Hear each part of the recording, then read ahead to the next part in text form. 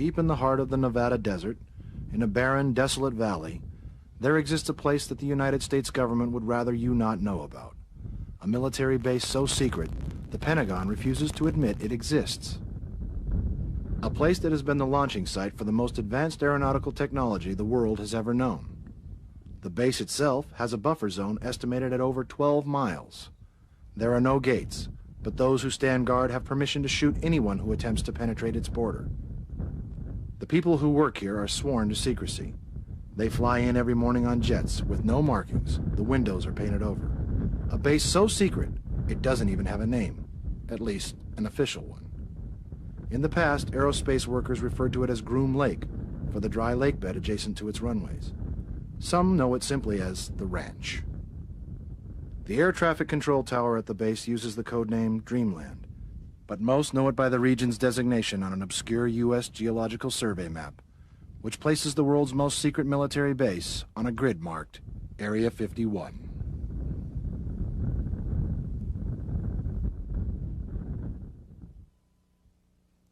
It started out as a place to fly experimental airplanes in secret. It was remote, the terrain foreboding, and virtually inaccessible, which is why back in the 1950s, the United States government developed a keen interest in the Nevada desert. So much of an interest that the Department of Defense took control of a huge chunk of land, larger than Switzerland, for use as a desert laboratory. The Nevada test site, as it is called, was used for the testing of nuclear bombs. Satellite photographs show the pockmarked surface of A-bomb testing sites, such as Mercury, Nevada, home of above-ground nuclear detonations. But A-bomb tests aren't all that is done out here. Part of the test site is used as a bombing range for Nellis Air Force Base near Las Vegas. The airbase and target area are all part of the Nellis Range complex, where virtually every fighter pilot in the free world comes to test their skills in war games above the Amargosa Desert. But besides the nuclear testing and beyond the airbase, there was a third element to the Nevada test site, developed in the 1950s to test flight top-secret aircraft. A 60-square-mile region encompassing two valleys, surrounded by the Groom Mountain Range. It was here, the place many now refer to as Area 51, that the government, specifically the CIA, decided to have aerospace giant Lockheed test a secret plane built to spy on the Soviet Union. It was called the U-2. The CIA went out in about 1955 to the northern part of the Nevada test site and established this area on the Groom Dry Lake for the testing of advanced aircraft technology. The kind of unofficial version, and from what I've been able to research, there is some support of this, is that even in the 1940s, perhaps the late 1940s, the Navy had an auxiliary naval airfield out there, and they used to store nuclear weapons out there at the Groom Lake facility. Now, there were only a few buildings up at that time. Now, one alleged eyewitness said that in 1948 there were 5 buildings and one of them was a hangar. For years, this is where the U.S. government tested its greatest airborne secrets. Many of them planes built by Lockheed's legendary Skunk Works, the aerospace company's assembly plant used to piece together top-secret government projects. Besides the U-2, it is where the super-secret SR-71 Blackbird first took to the air. Later came the F-117A stealth fighter. There have been suggestions that Northrop Grumman's B-2 stealth bomber was also flight tested here, all of which made Area 51 famous to aviation buffs like Chuck Clark. Aerospace, and I've always had an interest since I was a young kid. And I started hearing about a place called Groom Lake in the early 70s from people that work at Lockheed that occasionally would fly out here and spend a couple weeks working on a secret aircraft. And although they wouldn't tell me much, they sort of, explained where it was and in the general nature of what was going on out here. And so a few years ago, 2.5 years ago, I finally decided it's time to pack up and go over there and check it out for myself. Groom Lake is a part of Area 51. It is a dry lake bed surrounded by the Groom Mountain Range. After hearing about it as an inquisitive teenager, it was only recently that Chuck Clark came to investigate the area on his own. What he found was very much what he expected, based on the rumors from Lockheed engineers he had befriended years ago while growing up in Southern California. Very large, non-existent base, according to the military, with a 6-mile runway and a 3-mile runway, which is brand new. It continues to grow to this day, where everything else is being either closed or scaled back. This thing just grows and grows and grows. For the most part, they're testing Black Project spy planes, you know, next generation spy planes, things that you would expect that they'd be doing in such a location. Among the latest projects under development at the base is the Aurora, a supersonic reconnaissance aircraft that reportedly uses a unique propulsion system using a combination of cryogenic methane or ammonia. The aircraft is believed to have a unique roar, according to residents of the desert area, and leaves contrails that look like donuts strung together on a rope. The Aurora project is the latest in a long line of classified government experiments using the most advanced technology. Experiments that the United States has gone to amazing lengths to keep from foreign governments and from its own people. Glenn Campbell is a computer scientist who has spent years studying Area 51. The name Area 51 refers to a block of land about 60 miles square. The name Dreamland refers to a block of airspace above that land, which is much larger. Dreamland is not a secret name. It is used by pilots on routine military maneuvers out here. And Dreamland is known as the box to pilots. It is a place where you do not fly. There are numerous stories of military pilots on routine exercise here wandering across the boundary of this Dreamland airspace, being forced down at the base and being severely debriefed. This is the sort of mistake that would end careers in the military, and certainly has. If you land at Dreamland, you may never fly again. The boundary of this non-existent military facility is patrolled by non-existent security guards. These are guards wearing camouflage fatigues, without name tags, without insignia, driving unmarked white Jeep Cherokees. We call them, for want of a better name, the camo dudes, for their camouflage fatigues. They patrol both the military land and the adjoining public lands, and this is what disturbs some people. The workers who are out there now don't talk. They're absolutely terrified of talking. They absolutely have drilled into these people that this is something you do not talk about, and you really have the fear of God. You see the fear of God in their eyes if I were to confront somebody out here at the McCarran terminal where people take off. But the former workers, or workers who are not directly connected to Area 51, let's say the work at the nuclear test site, I find them coming to me to ask me what I think of the Bob Lazar story. He may be the first former worker at Area 51 to speak out publicly about the base and what he did there. In 1989, Robert Lazar was interviewed on a Las Vegas television station. The first interview was done in silhouette to protect Lazar's identity. But after claiming that his life had been threatened, Lazar went public with an amazing story. That besides testing super-secret jets, the American government was also in the process of analyzing extraterrestrial spacecraft. The Testers Company reproduced a flying saucer model based on Lazar's description. Bob Lazar's story is certainly a piece of work. It's a fascinating story, whether you regard it as a hoax or reality. He claims that he went to work for a few short months at a government facility where he worked with 9 alien spacecraft, dissected them, found out something about how they worked. How this story differs from anybody else's stories is that it's highly specific. It's highly limited. It's a disciplined story. He's not saying he saw any aliens. He's not saying he knows what the alien agenda is. He's just saying, this is where I went, this is where I did, that's all I know. Lazar claims the alien spacecraft was not actually housed at Area 51, but in a valley just south of the base, at Papoose Dry Lake. Lazar says this region was called S4.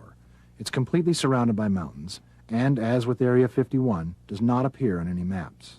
The only pictures of it have been taken by the former Soviet Union from space. Lazar claims he worked for several weeks at S4 after being hired by the government as a propulsion engineer. He claims to have obtained the position on the recommendation of Dr. Edward Teller, the father of the hydrogen bomb. Lazar said he had previously worked for Teller at the Los Alamos Nuclear Laboratory in New Mexico. His new job at the secret desert base, according to Lazar, was reverse engineering the propulsion system of a flying saucer, one of 9 that Lazar claims were kept inside a hangar built into a hillside. Lazar has given a detailed description of what he saw, explaining that the craft used a combination of matter and antimatter for propulsion. He says only once did he see one of the alien craft actually fly. He says he never saw an alien or was told of how the government had obtained the spacecraft. Bob Lazar is highly specific about what he saw. He can describe it in great detail. His descriptions of this craft that he worked with, this flying saucer, have resulted in this plastic model kit produced by the Tester Corporation. He will tell you flat out whether something is right or wrong. Most of the time when he's spoken in public, he's just taken questions, and you can throw any question at him in a technical vein, and he will come back with a solid-sounding answer, one that real physicists can debate back and forth. That's what I admire about that story.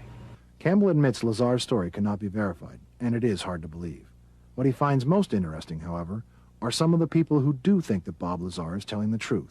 These workers are as fascinated with the Bob Lazar story and the Area 51 mystique is the rest of us, and they don't know what's going on out there.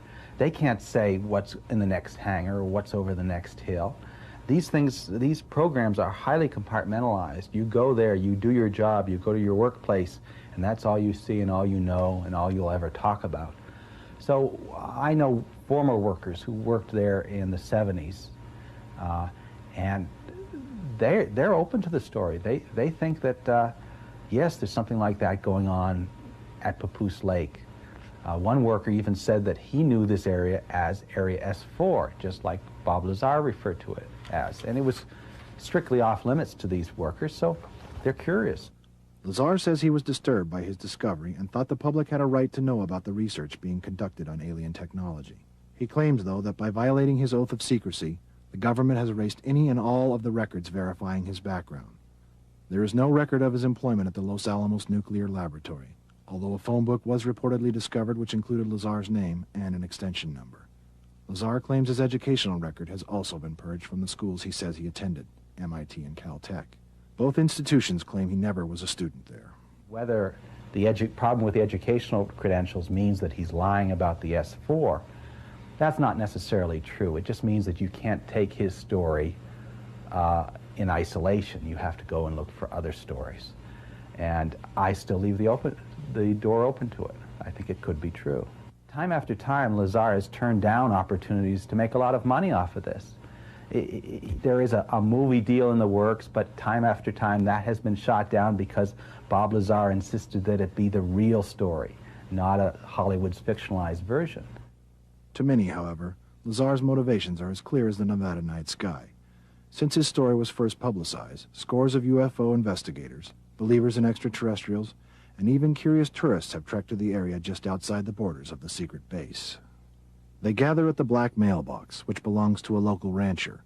It's the only landmark for miles. It is at this site that Chuck Clark claims to have periodically witnessed unidentified flying objects. Glowing craft that take off from actually south of the base out there itself in the next valley over.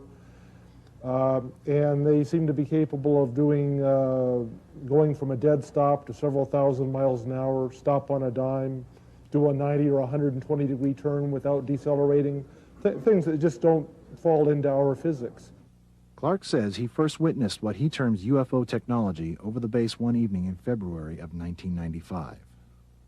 This video, shot with a Sony Nightscope telephoto lens in late spring 1995, shows what appears to be a large glowing object just above the Groom Range. The light appears to change in intensity, and there are no normal aircraft strobes. The light hovers above the Groom Range for about 30 seconds, then disappears behind the mountain. For a while, what I thought was a illumination flare. It had risen from the airspace and hung motionless in the sky, quite brilliant yellow-white light about the size of the planet Jupiter or Venus or something like that. And then slowly descended, and when it got down to the hill line, instead of disappearing behind the hills as I expected, it was in front of the hills.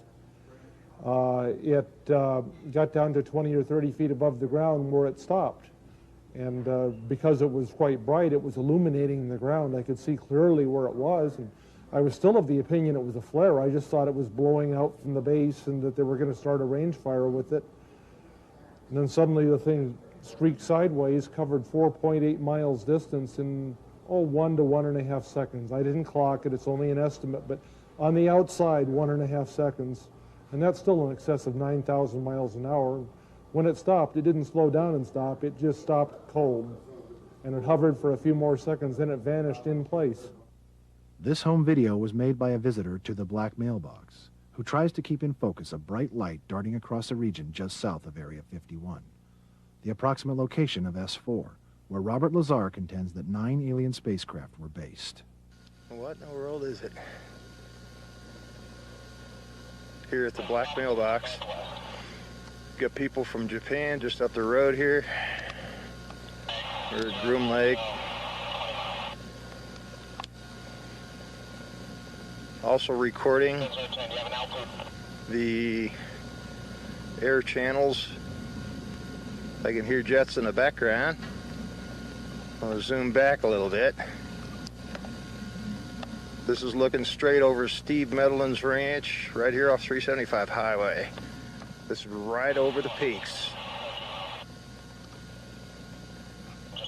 I'm panning way back for reference, casino reference. I'm gonna zoom back in.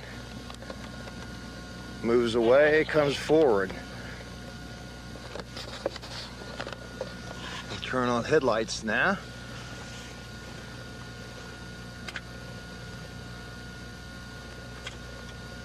Turn the headlights back off. Headlights back on. Looking for reference. Got the 35-mile-an-hour speed limit sign going back up above the mountain. Boy, this is hard to nail. Trying to zoom in. I'm maxed out on zoom.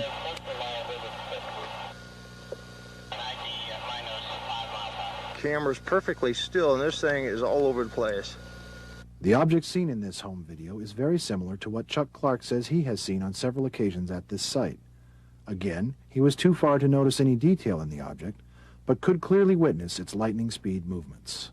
It was about 13.5 miles distant from my position, and then when it did come down in front of that hill and I could see precisely where it was still 12 miles from me. And so I got the impression that this was about the size of a fuselage of an aircraft. I think it was big enough to be, piloted, 30, 40 foot across, something like that. But I was too far to see any structure or any shape. And it's also self-luminous. And sometimes also, and that's another thing that shows up,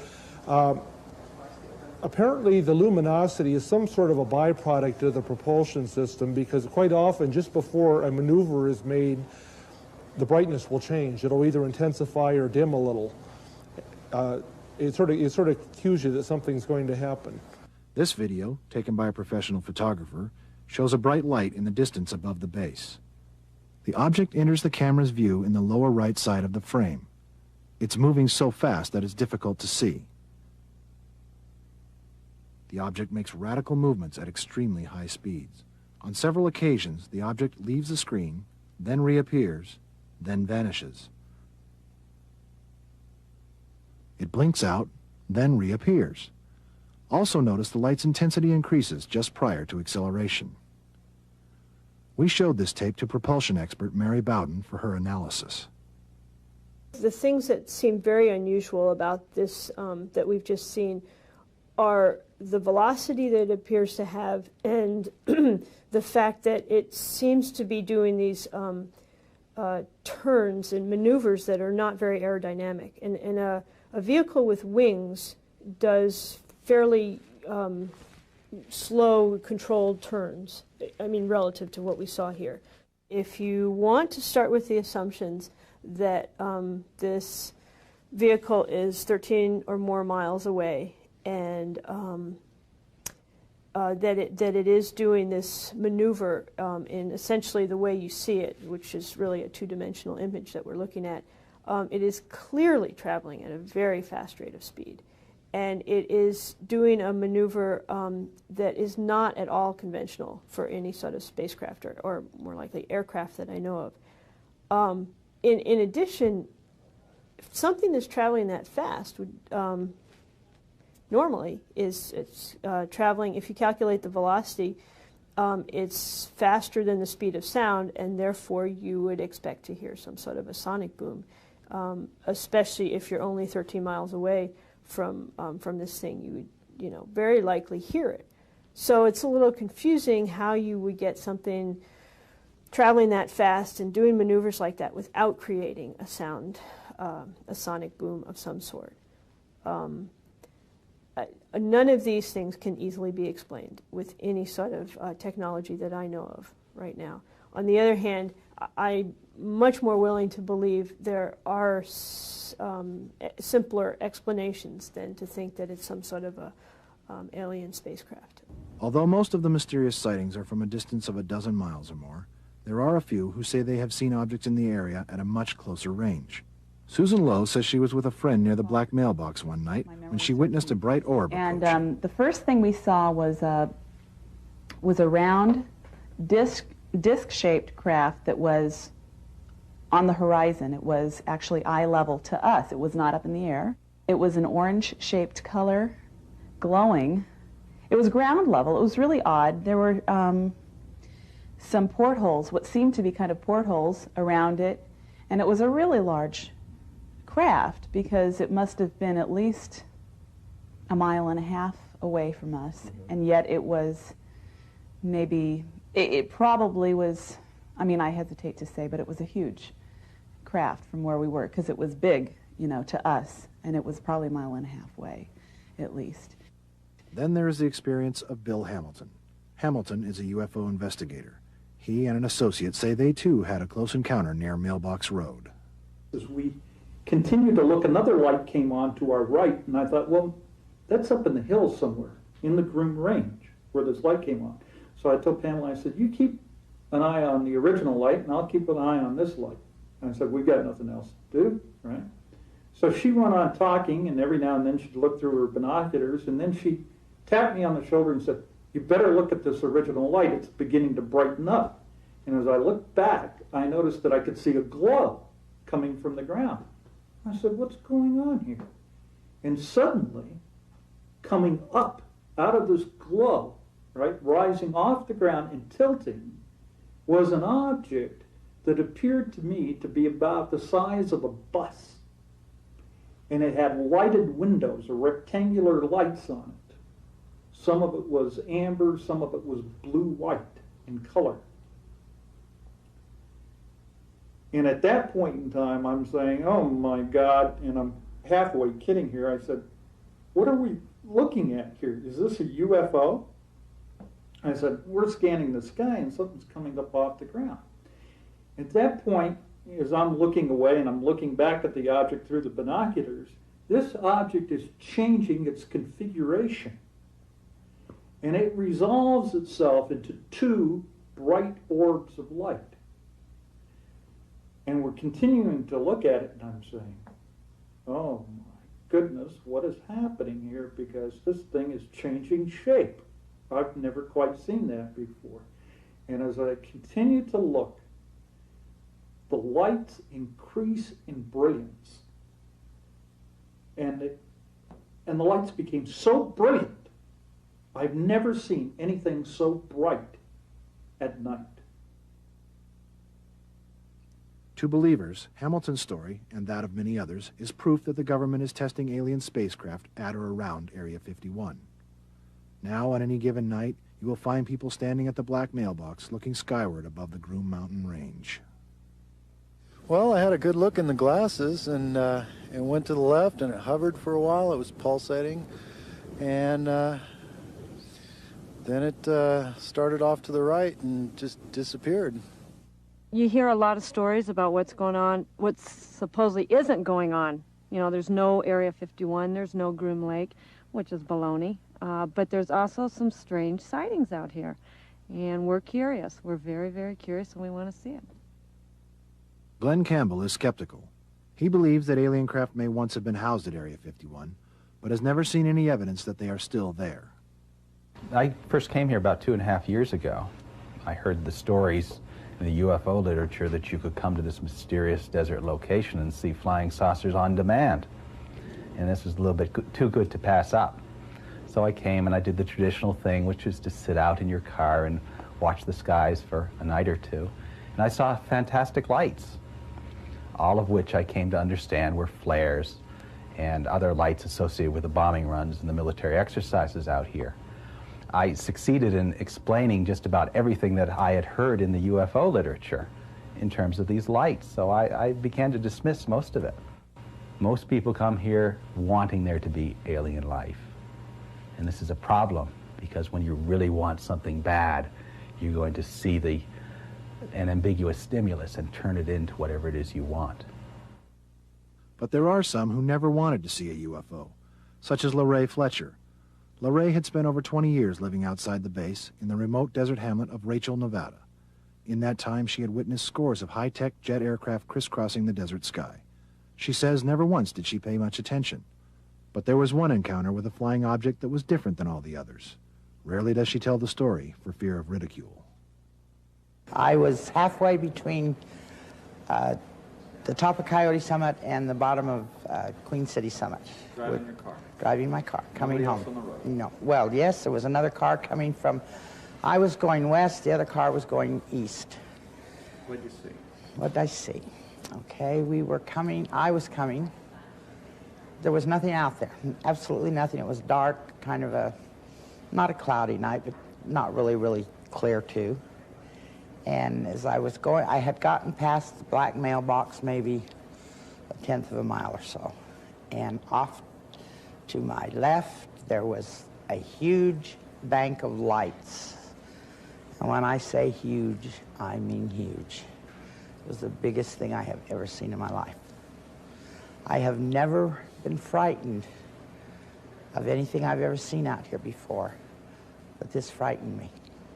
I would say it was between maybe 400 and 500 feet off the ground, and it was doing a jumping jack motion. It was like we're trying to lift up and we can't. It would lift up and then it would drop back down.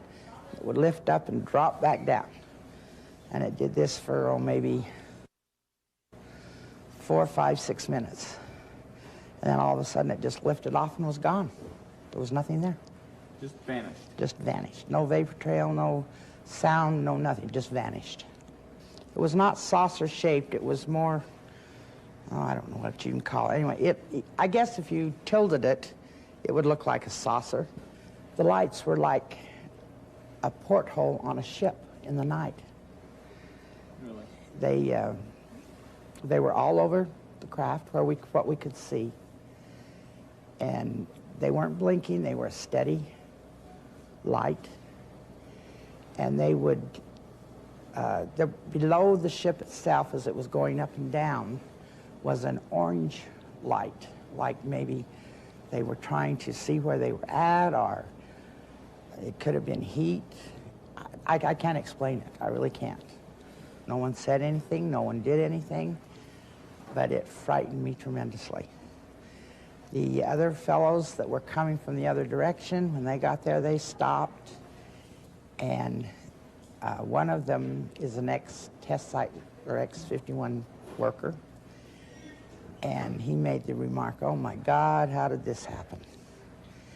And it was just very scary. It was like there was something saying, "Don't you come over here, we won't come over there," but there wasn't anything saying this. It was just a feeling, but we all had the same feeling that there was something, "Don't go over there." You know, some of my neighbors don't really like us to talk about this, and I have to live here, and other people come in here and they think you're nuts and that you make things up, but once you see it, you don't make it up anymore, if you're making it up. In telling his story, Robert Lazar says he was never told how the American government obtained the flying discs he had been hired to analyze. Some believe the discs are from the legendary incident at Roswell, New Mexico in 1947. It was there that a suspected UFO crashed on a ranch outside a nearby Air Force base. If you believe these Roswell scenarios, these crash scenarios, where would they have brought the hardware? This would be the logical location. This is a remote location, a place where you would bring something potentially dangerous that you don't know whether it's going to blow up. You would want this big, vast expanse of land around you, and this certainly provided it. From all different directions, I get sort of anecdotal stories about, for example, the worker I talked to never saw any saucers, but his friend Joe saw saucers, and his friend Joe is inaccessible or dead. I have a lot of stories like that.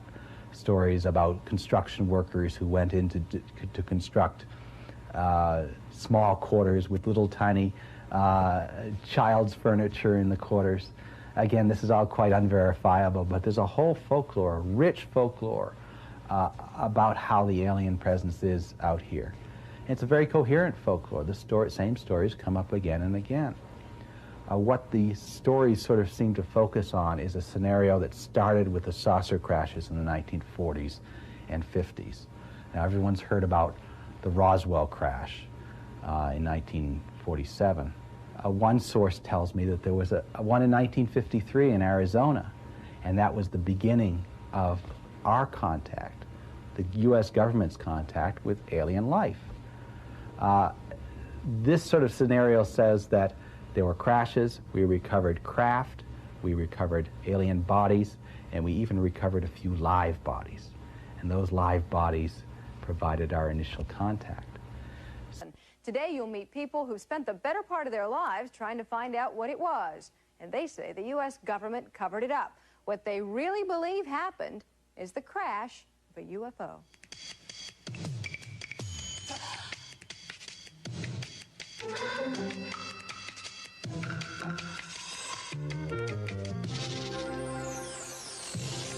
There's no way you could construe it to be a weather balloon. Well, some friendly person in Washington called us and pointed out that this was restricted information. He said, well, they told me not to say anything. A closer look. Hi, I'm Faith Daniels, and welcome to a closer look at strange lights in the sky. Experts are saying a lot of people are going to see them this week because of a rare astronomical event. The planets Venus, Jupiter, and Mars are lining up, and some folks are going to swear that they are seeing UFOs. Well, 44 years ago, residents of Roswell, New Mexico were sure they had seen a flying saucer. They even heard it crash. David Garcia takes a closer look. They say it happened here almost 44 years ago. Something, some say a flying disc, some say a weather balloon, crashed in this field 75 miles outside of Roswell, New Mexico. Even today, many people around here say it was a UFO, a flying disc, as it was reported in the local paper the next day. They also believe there has been and continues to be a government cover-up of what happened. In 1947, Elizabeth Talk's father was the local sheriff, and she says after he got to the crash site, the government got to him. They told my husband, Mr. Wilcox, that she would say, don't you say a word. So he didn't, and he was very calm about it. I mean, he just didn't say anything. In fact, the Air Base commander issued a press release describing the crash of some sort of flying disc. That made headlines. Then hours later, the Air Force announced there had been no UFO, simply the crash of a weather balloon. And when the general came in, he told me not to say anything, that he would handle it. Army intelligence officer Jess Marcel, Sr., had been one of the first government officials to examine the debris that was found at the scene. Interviewed shortly before his death in 1986, he continued to insist it came from a UFO.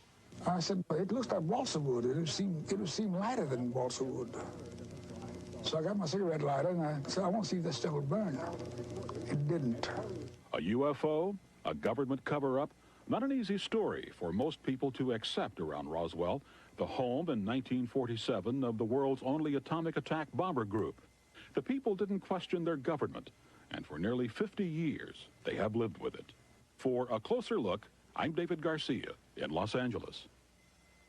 After all the years of controversy, a new book about the incident is coming out. It is called UFO Crash at Roswell. It's based on interviews with more than 300 people, and the author, retired Air Force Captain Kevin Randle, is with us now. After 44 years, why should we care whether this happened or didn't happen? Probably the biggest story of the century, maybe of the millennium. We're talking about the contact of with life from other planets. We finally learned that we're not alone in the universe. This is the story that proves it to us. But there have been so many alleged sightings. Why should we believe that what happened in Roswell was really a UFO? Because this is the one sighting we have where we've got all the elements we need. We've got over 300 witnesses, people who were there, who saw it. We know that there was wreckage recovered. The government has the wreckage. We know that bodies were recovered. The government has the bodies. This is the one case that can prove the whole phenomenon, give it the reality that it needs. The government has wreckage and alien bodies? Alien bodies, yes. You say that so seriously? And it's because it's absolutely true. We have probably... If it's so true, why haven't we heard about it? You have heard about it, you just have ignored it. This stuff is leaked into the press a number of times, and the story is so incredible, it's what we call a self-keeping secret. People don't want to believe it, they read the story and they ignore it. We can go back through the newspapers and the news magazines from 1947 on. We can find the story appearing periodically. Sometimes it's around Aztec, New Mexico. Sometimes it's involved other things, but we can find it appearing, and people just ignore that. So we have heard about it. If it's the biggest story of the century, why would the government cover it up? In 1947, we just come out of one of the most disastrous wars that had ever been fought. In 1947, they didn't know what they were dealing with. They were presented with a technology that was so far superior to ours that they needed to keep it covered up.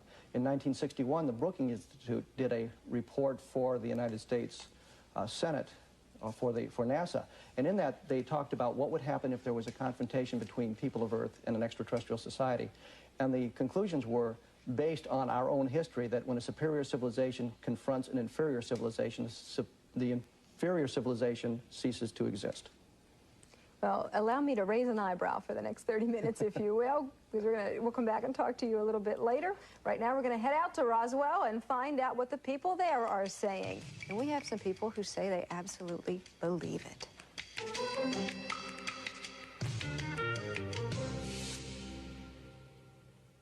We're still talking about what happened back in 1947. In places like the cafe at Roswell Inn, folks will gladly sit down, a cup of coffee, and try to convince you that it really happened. At the cafe this morning, we have three people who remember what happened: Walter Hott, Art McQuitty, and Glenn Dennis. Hi, guys. Hey. Hi, Faith. How are you? Walter, tell me how you fit into this puzzle. What were you doing back in 47? Well, Faye, back in 1947, I was the public relations officer for, at that time, Roswell Army Airfield. I was the one that prepared the news release and sent it, or took it into the newspapers and the radio stations. And that was the extent of my activity insofar as the flying saucer crash is concerned. Who gave you the order to issue this press release? It came from Colonel Blanchard, who was the base commander.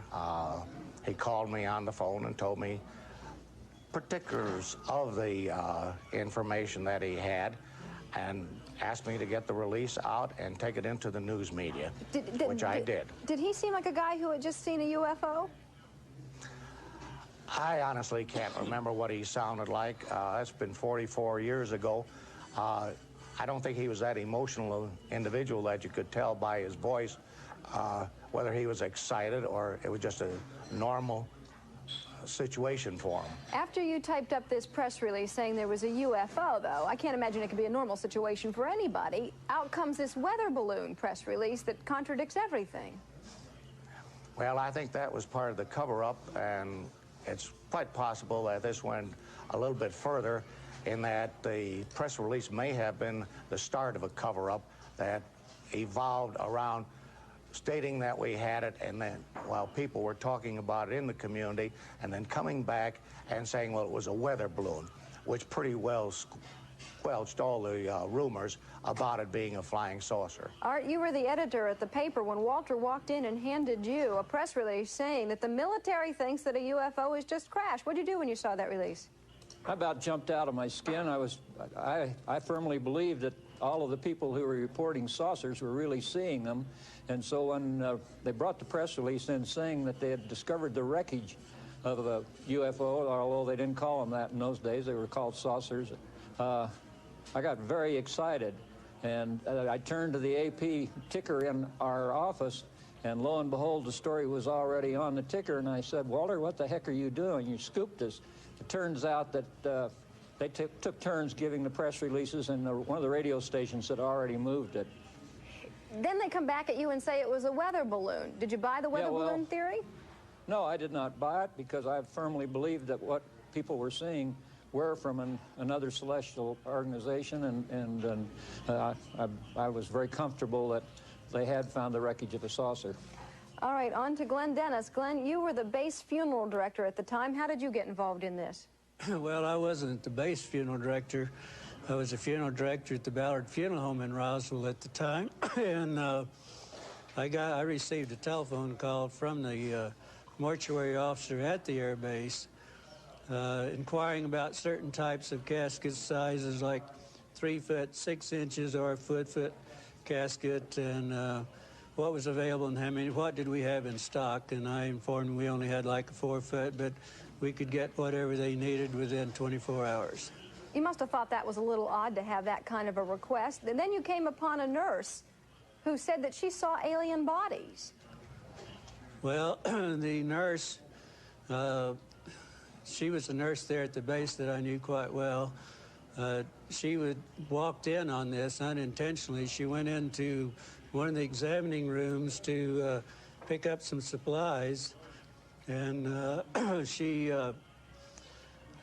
the doctors, there were 2 doctors, 2 pathologists that were doing a partial autopsy on, it looked like, she says... We have a drawing that you apparently drew based on her description of it? Well, she gave me a description. She drew that description for me on the back of a prescription pad that she always carried in her purse, I mean in her uniform. Do you ever find out what happened to that nurse? No, we never have. I haven't heard from her since. All right, guys, thanks a lot for sharing your part of the story. We're going to continue to unravel the mystery in just a moment. We'll meet someone who says he actually handled parts of the wreckage when a closer look comes back.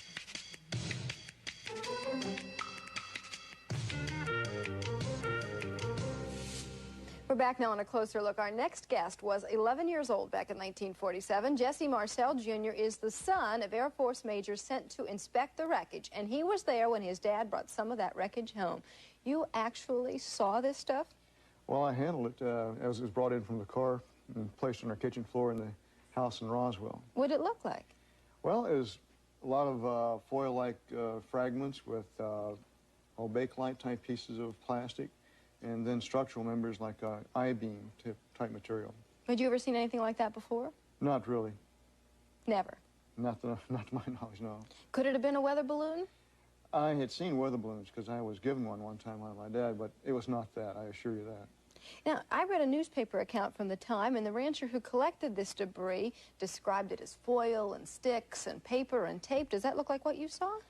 I didn't see any paper or sticks, but I saw it was all metal and some pieces of plastic. The newspaper account at the time said the debris gathered up completely weighed about 5 pounds. Could a UFO weigh 5 pounds? Well, not a real UFO, I wouldn't think. So what do you think this was that you were handling? Yeah, it was a very remarkable piece of material. You know, it had writing on it that was very strange. That was the part that really set it off from anything that I had ever seen, was the type of writing that was embossed or imprinted on the inner surface of these I-beams that were in there. Would you liken it to hieroglyphics? Or? I thought of it as resembling hieroglyphics at the time, but no, not really, but just resembling hieroglyphics. It was kind of a purple-violet hue embossed on the inside of... Have you ever seen anything like this since then? No, sure not. Is it possible that it was like an enemy spy satellite or something? Unless they're using strange material, strange writing. What happened to it after it left your kitchen? Well, I helped my dad load it back onto the car, and he took off for the air base, and that was the last I saw it. Yeah, and what about your dad? What did he do with it then? I understand he flew it to Carswell Air Base that night or the next day, I'm not sure. Would they have given so much attention to a weather balloon? It doesn't seem likely, no, not to fly a weather balloon to Carswell in a B-29, which is not very cost-effective. Why didn't you try to keep any of it? I didn't. I was Air Force. It's not my material. Play by the rules. You bet, that's right. Your daddy firmly believes that what he saw was a UFO? We discussed it later, and that was the only thing we could come up with. That was the only thing that he could conclude. That was it. Do you also believe that there was a government cover-up? I think there was, because he was part of it. He was part of it? In what way? Well, he had to then backtrack on the flying saucer story and put out the story that this was a weather balloon. But I assure you it was not a weather balloon. And he didn't buy the weather balloon? No, ma'am. Sure. sure not. But he was Air Force, he went along with it. That's All right, right, Major exactly. McSall, thanks a lot for talking with us. Closer look, we'll come back after this.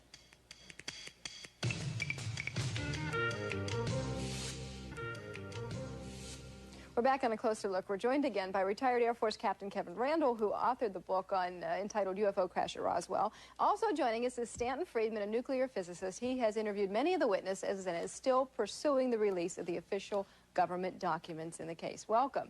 Why are you still so interested after all this time? Biggest story of the millennium, as Kevin said earlier. I started research on this in the mid-'70s. The more I dug into it, the more believable it was, the more evidence we found. I've been interested in flying saucers for over 30 years, and this is the key case. And I think it's one that everybody in the world ought to be interested in, but trying to get people to speak out is difficult. Do you think there was a government cover-up? There's no question about that, not only about this case, but lots of other UFO cases. What does the government have to gain if it's the biggest story of the millennium? Well, several different things it has to gain. First of all, it means it has access to technology that might enable it to build better weapons delivery and defense systems, since they can fly circles around anything we got flying. You got wreckage, good place to start.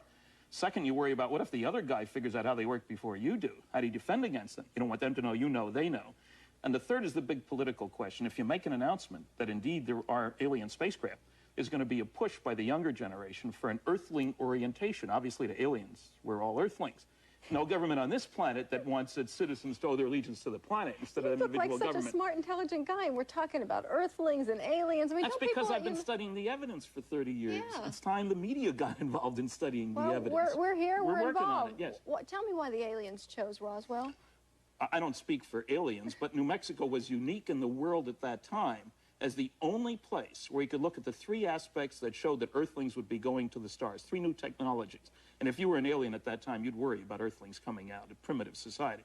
One was atom bombs. First test was not far from where this happened. Second was rockets. We were firing German V-2s not far from where this happened. Third was radar. Our best radar was used to track the rockets. So there was only one place in the world. Remember that the group involved in this, Major Marcel, this was the only atomic bombing group in the entire world, and he was the intelligence officer for that group. Well, and high-level clearances, aware of everything else that was going on, So it worried couldn't about have been a spy counterintelligence. satellite or something. There were no satellites. First satellite didn't go up for 10 years after that. So there goes that right out the window. Yeah, 10 years is a long time. You know, we have a statement from the Air Force. It says there's been no evidence indicating sightings categorized as unidentified are extraterrestrial vehicles. No, the statement goes much beyond that, and they say in the possession of the Air Force, if you read the original statements. And well, it's from in the Air first Force place, the way letterhead. national security works, there's no reason to believe what the Air Force says about anything. I mean, the black budget of the United States, not under congressional control, is now running at $34 billion a year. The National Security Agency alone spends over $10 billion a year. Half the people in my lecture audiences, as a scientist, I've spoken to over 600 colleges, so I get a good feedback. Half the people have never heard of the NSA. So if you can hide $34 billion a year, hiding a few saucers, lying a few times, I mean, here's what you get under Freedom of Information from the National Security Agency. Here's a released UFO document. This deals with UFO. From This the is what they're CIA. handing you. Yeah, this is what you get. It took me 5 years to get this released CIA UFO document. You can read 8 words Our on government it. at work. Yeah, I mean, this is the magic key that opens all the doors. You know, here's a 33-year-old document. I just got it 2 months ago. That's what you can read about it. So people have the wrong idea that there can't be a cover-up. It's very easy to have a cover-up, and the crash at Roswell is an important component of that. Kevin, you interviewed 300 people, many of them eyewitnesses. Did you ever actually interview somebody who said that they saw with their own eyes alien bodies? Yes, we've probably interviewed half a dozen people that saw the alien bodies with their own eyes. There's no question about it. They were on the impact site. We were told security at the impact site was extremely tight. There were armed guards around the craft itself, armed guards around the area, and armed guards thrown in a cordon around there so you couldn't even use the roads to get into the area. I tell you what, you guys have a convincing argument going. All right, a closer look. We'll come back after this.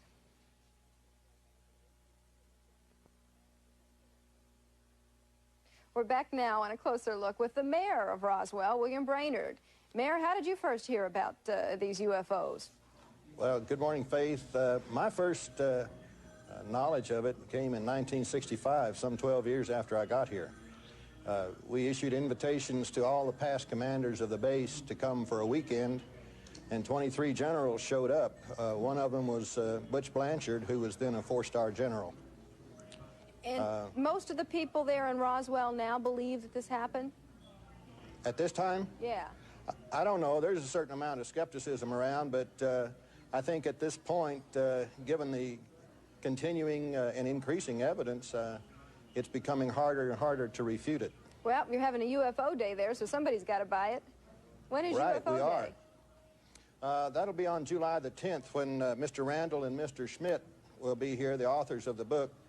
They'll hold a symposium, go over some of the evidence, and kind of bring the public up to speed with what their book details. All right, Mr. Mayor, thanks a lot for talking with us today.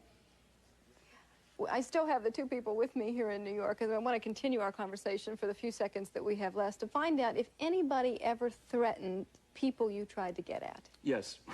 Yes. We both have talked to people who said that they were threatened. In some cases, their families were threatened. The government strength at that time, just after the war, was very powerful. When they told you not to say anything, most people didn't say anything. And we've talked to people now who says, I signed a security oath, I can't talk about it. 44 years ago. But to take it one step further, we've talked to people today who have told us that lately, within the last year, they have been threatened. So the government cover-up continues today. They don't want people talking about it. The government tracks these people for 44 years? Absolutely. They know where Easy they for them. are. They know where everybody Glenn is. Dennis said that a nurse saw the autopsies being done. Did you ever find her? No, we've tried very hard to find her. Gone. She was shipped out, and then supposedly there was a plane crash. But we can't verify the plane crash. We think we know what happened to her, but we haven't been able to locate her. We're working on it. Interesting. Closer look comes back. Tough. And now that school's out for most kids, we've decided to look at topics of special interest to kids. On Monday, a closer look at Ninja Turtles and what they do to your kids. We'll see you next time.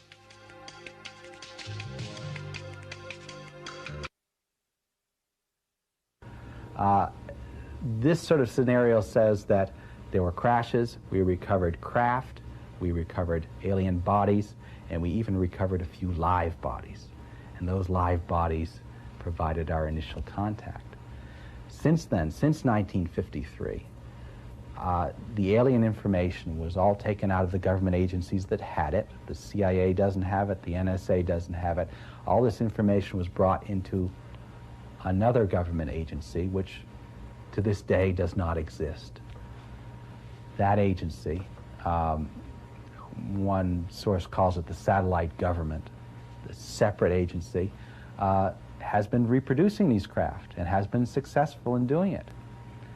We started with their technology in 1953. We are unable to fly their craft, so they teach us how to reproduce these craft. And now we have them, and who knows what we're doing with them. I can't tell you this scenario is true or false, but it comes up again and again from a lot of unverified sources. I know of two sources, both who are telling this story, both of whom can't be entirely verified.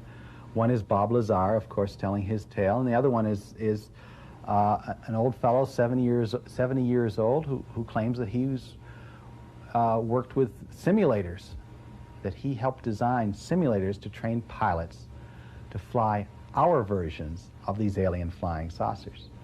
Now, this makes a certain cracked amount of sense. If the government is reproducing saucers, then it has to have this support structure, including the building of flight simulators and all the other things that go into an aircraft development program. His story, like Lazar's, is highly specific. He can talk in great technical detail about how the craft works, about the systems that he designed, and then as you're getting to other areas like the aliens and what their agenda may be, he knows a lot less information. Because obviously these programs are highly compartmentalized. You don't know the whole picture. He was directly briefed about how the alien program started, and he was directly told that these were alien craft that he was reproducing. The briefings consisted of a description of how the program started, and the program started in 1953 with a crash near Kingman, Arizona. There were 4 live aliens in that crash. In fact, it didn't really seem like a crash at all because the ship was in perfect condition and the aliens were in perfect condition. My source believes it was a setup. What this began was a form of cooperation between a secret government agency and the aliens. The aliens gave us technology. They taught us how to build these craft, and obviously the aliens are getting something else in return. It's not entirely clear what that is, but there are some elements involved, and my source says boron and arsenic are the two elements. So this is a nice, coherent story, and I receive it as oral folklore, as oral history, like someone telling me about how the Hoover Dam was built or some old event that I can't participate in directly. Has that sort of legitimacy and that sort of feel to it. But of course, this is a non-existent program, it's highly secret, and I can't verify any of this stuff. Neither can anyone else, but that hasn't stopped scores from trying. And while most UFO investigators use their eyes to help unlock the mysteries of Area 51, there are a few who use their ears. Ralph McCarran and his friends are experts at cracking secret radio frequencies. They call themselves the Freak Masters. Oh, cool.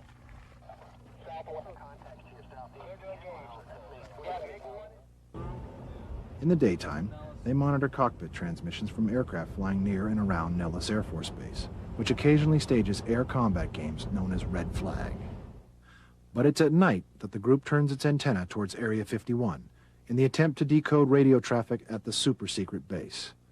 They listen for transmissions between the air tower and flights into the base, as well as the radio traffic from the security detail, which combs the surrounding hills looking for trespassers. Some of their methods they use are ground sensors.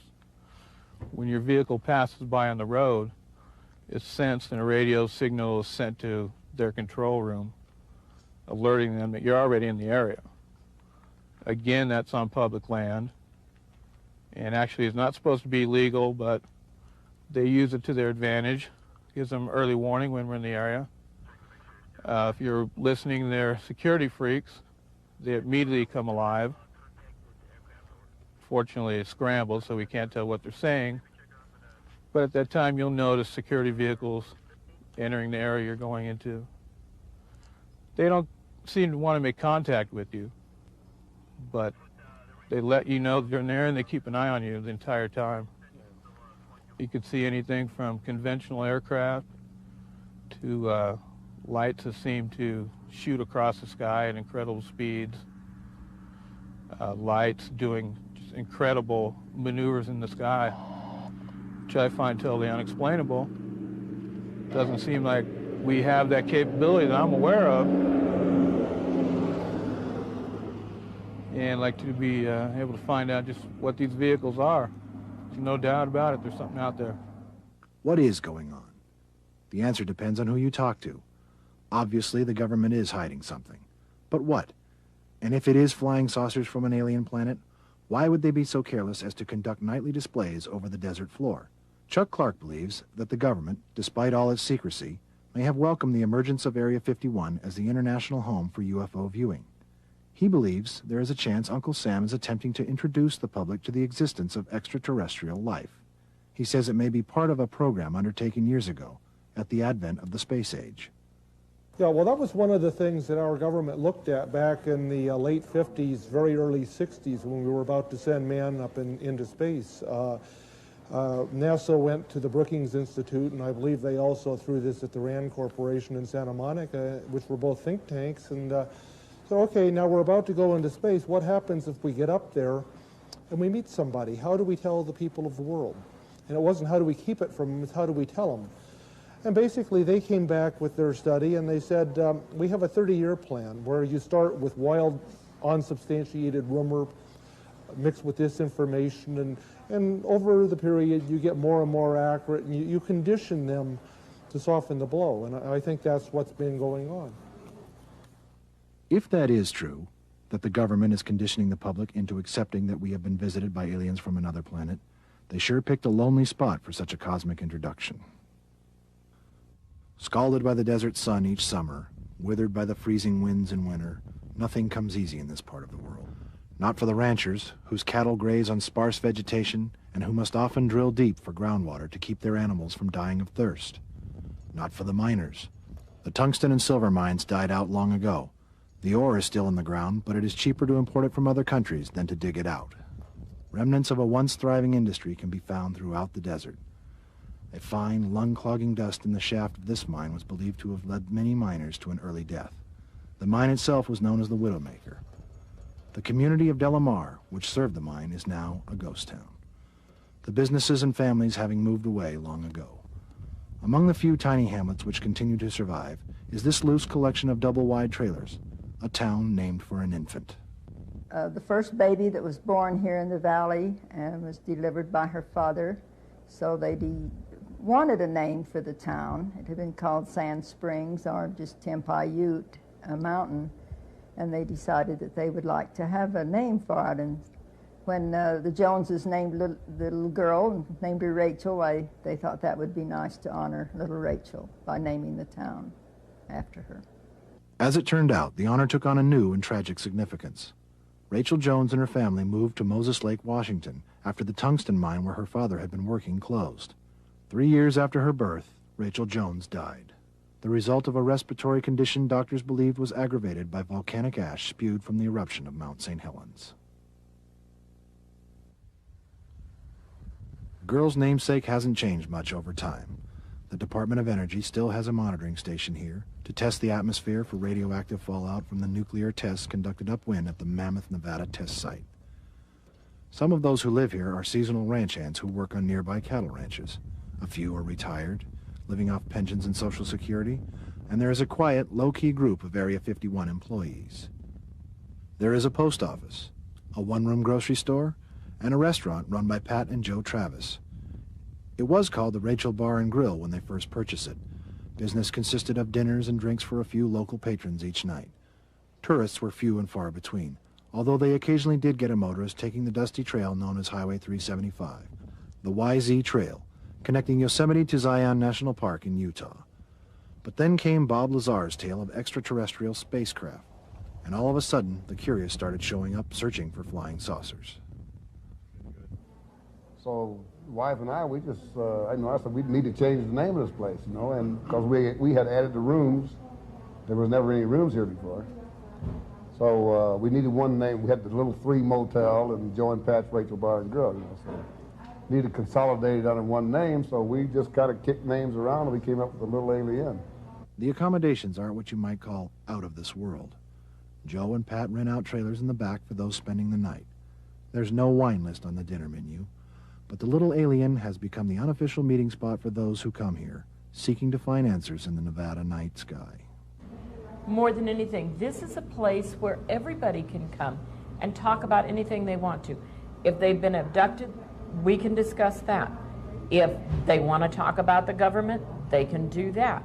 If they want to talk about sightings, they can do that. Any experience under the sun that somebody has had is welcome to be talked about here. We don't hide it. A lot of people come in and they're really off in the corner. They don't want to say why they even came up here. I say, look, we can talk about this. It's not taboo up here. UFO photographs adorn the wall, including a poster of the base just over the mountains. There's merchandise from T-shirts to postcards. Breakfast, lunch, and dinner are served daily, and regardless of what time it is, there will usually be someone with a sympathetic ear for your story. Well, this one lady that sticks in my mind came up. She was a young lady, about 30, 35 maybe, and she had felt that she had been abducted, and she was afraid to talk to anyone about it, you know. She felt that she maybe had a transplant or something, you know, an implant in her body or something, you know. And she was really uptight. And we talked with people, and people can vent their spleen because nobody's going to laugh or ridicule them here, you know. I mean, every person has a right to their story, and we won't laugh. Nobody will laugh at them here. I think 90%, maybe 95% of the people, even 98%, are really genuinely honest about what they tell us, whether they've been abducted. I don't think we get very many, if you want to call them kooks. Quackos. Occasionally there is one, but that's the exception. It's not the rule. There are a lot of disbelievers. There have been disbelievers even in reporters, but then they've also had those that came as a disbeliever and left here feeling that they had been given a lot more than they ever came out to knowledge get. that maybe perhaps wouldn't be available elsewhere. I feel a lot of people that are skeptical or they totally disbelieve, they come out to see what they can see, maybe perhaps learn a little bit in the meantime. It's something different to do. We also get a lot of travelers from other countries that come here. And a lot of them, of course, aren't even aware that our theme, our talk thing is the aliens or UFOs or encounters. But we have learned so much about other countries and the same sort of thing that's actually happened in their countries. Because after a few minutes, even a lot of those people from other countries will talk to us about things that have happened to them. And relate a story that happened in their country, like France or Germany or Switzerland, wherever it might be. And we have actually had phone calls from Belgium, from England, from Holland, asking us if the stories that they have seen in their country about us are facts. From Paris? Got a call one morning from Paris. And the things that are on our walls from Japan, they're authentic. The man that did them has been here a couple of times. Sometimes the calls are from news reporters. Some are people planning a one-day diversion during their trip to Las Vegas, and others simply want to hear stories about strange encounters with aliens. And if nobody is in the bar to accommodate, Joe and Pat Travis have some stories of their own to relate. Happened twice. She's the one that, she says, they're here, right here in the room with her. I said, well, talk to them. I can't see them. She was the one that could see them. I couldn't. Beam of light came in through the back door. The first winter we were here. It illuminated the entire door jamb. We were the only two people here. It was 20 below zero outside. So we realized the doors were not standing open. It was actually physically closed completely. And through the door. And that's why on our postcard, Joe and I are standing in front of that door. Because that is the same door that this light came through. It left no burn marks, no marks of any kind on the door. Oh. That's the truth, because we were... Were you scared at all? No. No, it was a very pleasant feeling. Well, we felt a presence, an energy, if you will. I don't know what, you felt someone looking at you. You look around and someone's looking at you. Well, this is a presence that we felt. He told it out loud to make itself at home, that it would always be welcome to be here. And I have felt from the beginning that some force brought, call it fate, destiny, whatever, some force brought us to this place. Guided us or whatever brought us here anyway. And then this is a feeling that we both share, because when I lived in Detroit, just outside Detroit for 30 years, and I hate wintertime and cold. And I told the wife, there's two things I don't do. I don't cut grass and I don't shovel snow when we got married. But yet we are here, and... He still doesn't cut grass. But with the tractor, he will shovel snow. You get a mite of snow. But I have a tractor to shovel snow. But if the Little Alien is Rachel's meeting spot, this is the town's library. The Area 51 Research Center is run by UFO investigator Glenn Campbell as an information clearinghouse for everything from government land grabs around the base to the latest Hollywood studio interested in making a movie about Area 51. Every book that has ever mentioned the base is sold here, along with a model of the flying disc described by Robert Lazar. There's even a book on how to teach your children to live with extraterrestrials. There are hats, patches, and T-shirts, maps and photographs of the base itself. As with the Little Alien, the Area 51 Research Center gets requests for information from around the globe. From here, the traveler can get directions to the base, along with warnings as to what will happen if you aren't careful. Area 51 may not appear to be a highly secure military base. There are no fences surrounding its 12-mile wide perimeter, but deadly force is authorized for the security detail which comb the mountains. Photographs are not allowed, and if you take one step over the base boundary, you will immediately be detained, cited, and arrested. There was a time when a visitor could get a glimpse of Area 51 without risking arrest. Freedom Ridge, as it was called, gave visitors a distant but unobstructed view of Area 51. Such a good view that recently the Air Force asked and received permission to take the property out of public control. It is now military property and off limits to the public.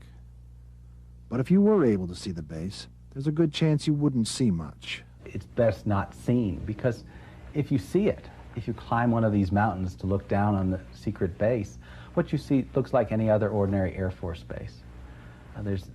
Most of the traffic in and out is routine, commercial type airliners bringing workers in, or military type planes. If you saw a secret plane, you might not even recognize it. So a lot of people are disappointed when they come up here. They come from vast distances, as far away as Europe and Asia, some of them, to see Area 51. And then when you see it, well, it's not much different than it is in the pictures. Besides, according to Bob Lazar's story, the base with the alien flying saucers isn't Area 51, but Papoose Dry Lake, in a valley to the south, which is completely surrounded by mountains. Now, Bob Lazar never said he worked with alien craft at Area 51. He said at Papoose Lake, south of Area 51. Unfortunately, you can't see this area. You can't visit this area. There's no way to investigate this, while you do have this secret base that is nearer to the public and easier to look at. So everyone has focused on Area 51. So many have focused on the base over the past several years that the state of Nevada has seized upon the interest in UFOs to promote the region as a tourist destination.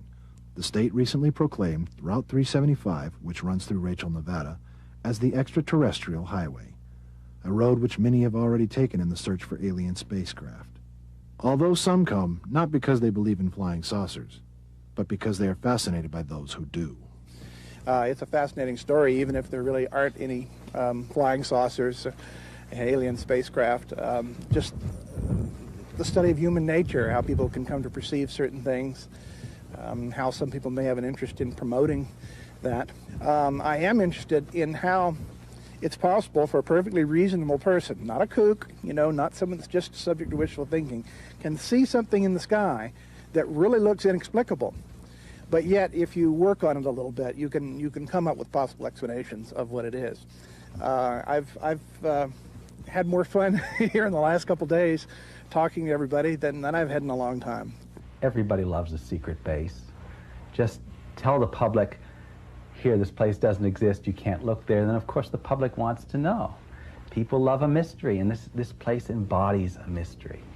The military planners could handle things so much better if they gave the base a name and perhaps invited a few journalists to the cafeteria. Then the place would lose its mystique. As it is now, the government doesn't acknowledge the base at all, aside from a few sentences in a press release. So naturally, it attracts attention. People want to know, and people also impress upon this place anything they want it to be.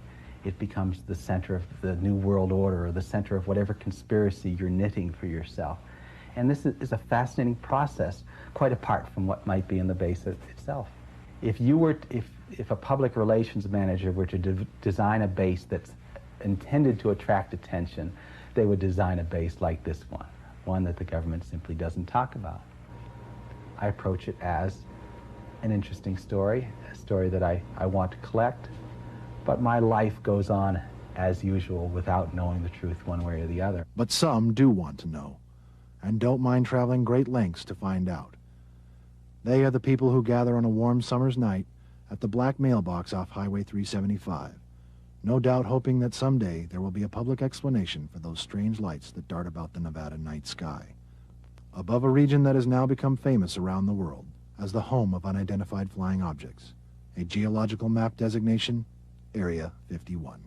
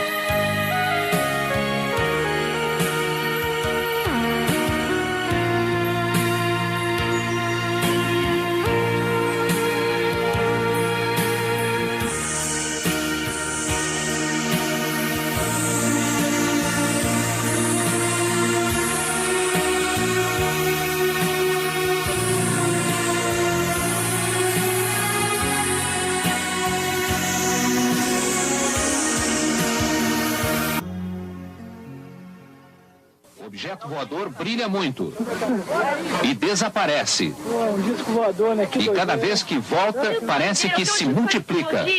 Lá no Paranaíba, nossa, A luz ficou no céu de Casimiro de Abreu por pelo menos 1h30. O objeto voador foi visto por dezenas de motoristas que passavam pela BR-101. Aqui que dá pra ver. Ele brilha. Muita gente vê. E ninguém consegue identificar o que é. Um disco voador, né? Que doideira, hein? O objeto desaparece e aparece de novo. Ele não tem uma forma fixa.